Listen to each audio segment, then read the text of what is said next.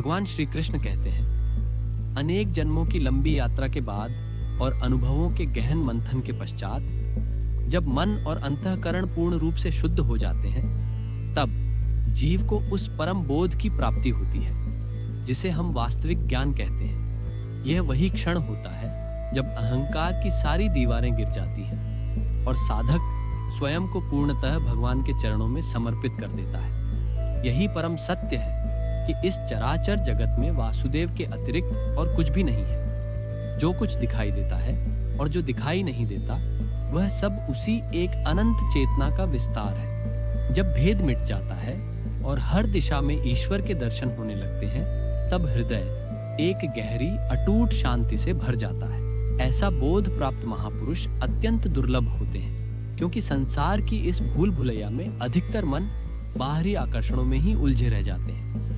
आज के इस अशांत और भागदौड़ भरे युग में, जहां मन निरंतर कुछ पाने की चेष्टा में भटक रहा है, यह सत्य ही विश्राम का एकमात्र द्वार है। जब खोज समाप्त होती है और समर्पण का उदय होता है, तब मनुष्य समझ पाता है कि जिसे वह बाहर ढूंढ रहा था, वह सदा से उसके भीतर ही व्याप्त था। शांति का मार्ग कहीं बाहर नहीं है, बल्कि इसी स्वीकार भाव में निहित है कि सब कुछ वही है और हम सब उसी अनंत सागर की एक छोटी सी लहर मात्र है। रोजाना भगवत गीता के श्लोक को सरलता से समझने के लिए सब्सक्राइब करें श्री कृष्ण विचारधारा।